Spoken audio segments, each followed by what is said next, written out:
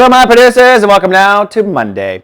Well, it looks like overcast, but a chance of Randy for the Tauri. When's that not the case? But seriously, Randy for the Tauri. The moon is in Sagittarius, that's why. So your emotions, the moon, are now in the sector of trust and intimacy, boundaries basically. So, put simply, you're very emotionally sensitive at every boundary or border. Now, this could go to the dark side of the moon if someone cheats you or crosses a boundary or lies to you. That's boundary crossing, and that's sometimes when the bull will charge, right? But on the flip side, the light side of the moon, being sensitive to the boundary sets up for some nice intimacy if you have someone appropriate in your life. So you got to manage it yourself, bull.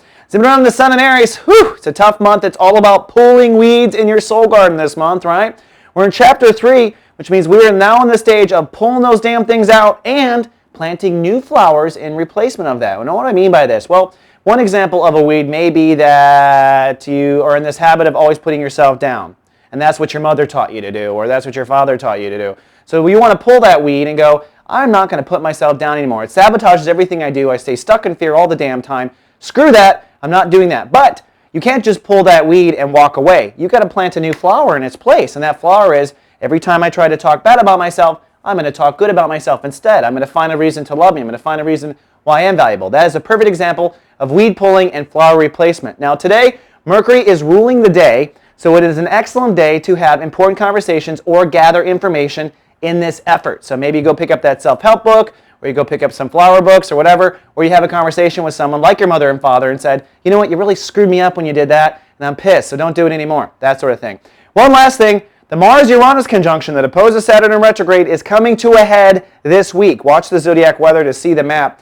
Mars, the planet of action, is saying, Taurus, it is time to move ahead now and innovate your social status. Time to raise your status in society. Do what you know you can do now. Don't pretend there's nothing you can do. So if you can print flyers, or you can social network, or you can put out a press release, it is time to do it. But Saturn retrograde in Virgo means you're going to have to rethink a little bit of your personal dream strategy to get this going. Perhaps you were thinking too much. I know for me as a Taurus, I tend to want to do everything now, and I forget that we Tauri are very visionary in our thinking. So what I'm learning as I'm rethinking my personal dreams is take it one step at a time.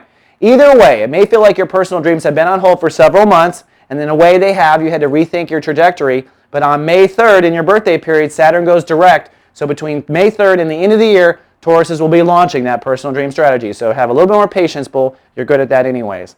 All right, that's all I have for Monday. I'll see you folks tomorrow with more. Live, love, be. So